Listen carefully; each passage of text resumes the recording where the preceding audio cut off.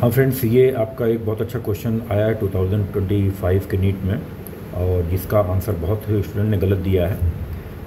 इसका सॉल्यूशन आपको यूट्यूब पे तो बहुत जगह मिल जाएगा, लेकिन मैं आपको एक डिफरेंट तरीके से इसको सॉल्व करके बताता हूँ। और अगर आप इस तरीके को सीखते हैं तो आप बड़े आसानी से ऐसे सवालों को जल्दी कर पाएंगे। क्वेश्चन क्या दिया है कि आप पढ़ लें, three identical heat conducting rod are connected in series. 3 rod series में कनेक्टेड हैं। ये 3 रॉड सीरीज में कनेक्टेड हैं और एक साइड का टेम्परेचर T दिया हुआ है, लेंथ सबकी सेम दे रखी है। एक का कंडक्टिविटी 2K, दूसरे का K, तीसरे का 2K दे रखा है, और इस साइड का टेम्परेचर इन्होंने दिया है आपका 3T।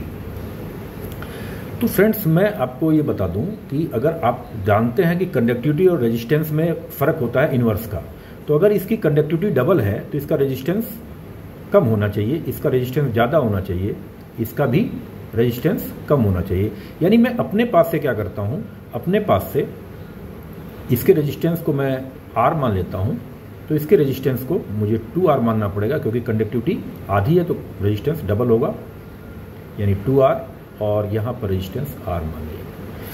और ये जो 3T और ये T है, इसको मैं क्या करता हूँ, यहाँ का टेम्परेचर 3T, यहाँ का टेम्परेचर T, यानी डिफरेंस इन टेम्परेचर क्या है, 2T है। तो मैं क्या करता हूँ, यहाँ से एक बैटरी लगाता हूँ जिसका पोटेंशियल डिफरेंस जो होगा वो 2T होगा, क्योंकि मुझे पता है कि 3T और T का डिफरेंस है। तो मैं, यानी कहने का मतलब है कि मैं टेम्परेचर को पोटेंशियल मान रहा हूँ और कंडक्टिविटी को मैंने रेजिस्टेंस से बदल लिया।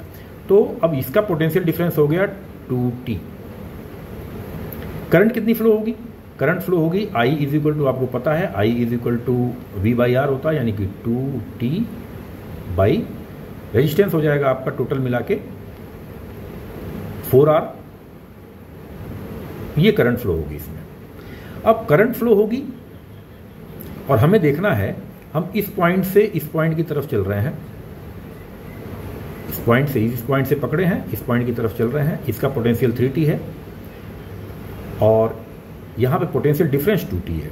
तो हम इस पॉइंट से पकड़ें और इस पॉइंट तक जाएं, और इसके बीच में पोटेंशियल डिफरेंस कितना हमको मिलेगा, इन दो पॉइंट के बीच में 3T माइनस, मान लीजिए इसका टेम्परेचर मैंने T1 मान लिया, तो पोटेंशियल डिफरेंस मुझे मिलेगा 3T minus T1 upon R, इसका पोटेंशियल डिफरेंस अपॉन R। ये करंट है और करंट की वैल्यू मैं निकाल चुका हूँ 2T अपॉन 4R। यार से R कैंसिल कर दिया मैंने, और इससे मेरे पास एक इक्वेशन आ गई, T/2 is equal to 3T minus T1, यानी T1 इज इक्वल टू आ गया 3T माइनस T/2, यानी कि 5/2T।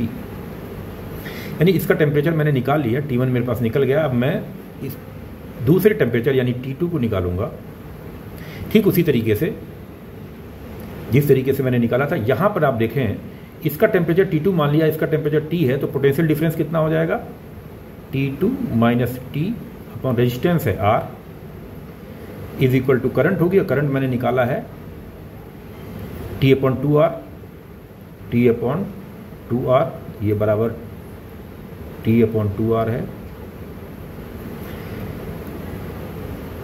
इससे R से R कैंसिल हो जाएगा और ये मिलेगा T2 is equal to 3T/2, और फिर T1 अपॉन T2 कितना हो जाएगा, T1 upon T2 is equal to हो जाएगा आपका 5/2T upon 3/2T is equal to 5/3। Answer होगा आपका सेकंड। ये फ्रेंड्स बहुत ही आसान तरीका है, और ये तरीका आपका किरचॉफ से मिलता जुलता है, इसलिए समय की भी बचत होती है और आंसर भी जल्दी निकल जाता है, करेक्ट निकल जाता है।